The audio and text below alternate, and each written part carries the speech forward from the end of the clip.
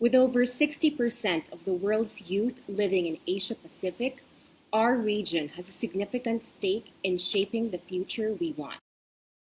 Many young people in our region remain committed to the complex nexus of human rights, peace, and good governance. As frontliners and backliners, online educators and learners, innovators and entrepreneurs, and young public servants.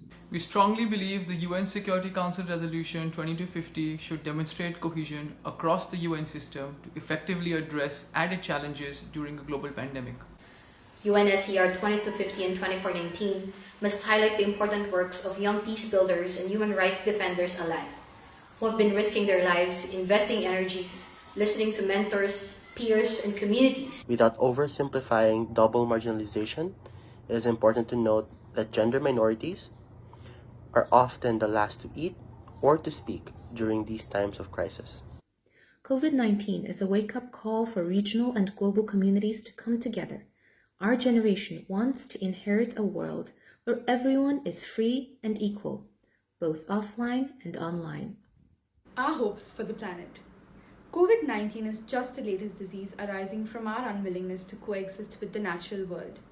Realizing that the health of our ecosystem is inextricably linked with human health, the public and private sectors must commit to protect the environment. Our hopes for the people. Our definitions of poverty are ever-changing, with the basic services such as public transports are recently called off. There needs to be a conversation around urban-rural gaps, especially in our region, that grows its own food. Our hopes for prosperity.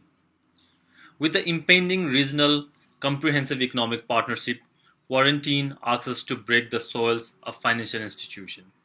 It is time for corporations, the government, and us, citizens of emerging Asian economics, to recognize the agencies of local actors. Asian Youth Peace Network supports the call to a global ceasefire and urges the immediate action to a safe, voluntary, and dignified return of all refugees and internally displaced persons. Unfortunately, today in Myanmar, people are more worried about being killed by the civil war rather than being killed by the virus.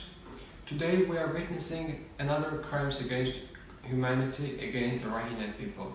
Tens of thousands of them have been displaced for decades already. Since April alone, 45 civilians have been killed, including a staff from the World Health Organization. As hundreds of Rohingya are at sea, while countries such as Bangladesh and ASEAN face their own COVID-19 security concerns. We strongly believe the key to end protracted conflict is to end impunity and demand accountability, while working for people-to-people reconciliation at the local level.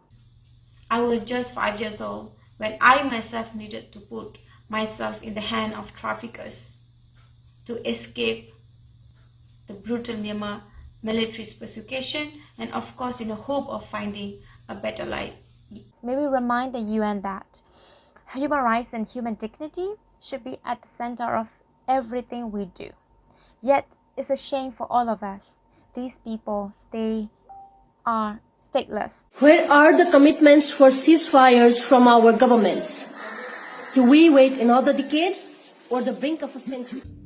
And you, what could you do for peace? The 75th anniversary of the United Nations also marks 75 years of the end of World War II. We continue to learn deeply from our histories and develop an appreciation of multilateralism and international law in an ever-globalizing world. Our coexistence as peoples within our shared planet requires a more conscientious nexus of leaving nobody behind. Nothing about us without all of us. May we always have a peaceful sky.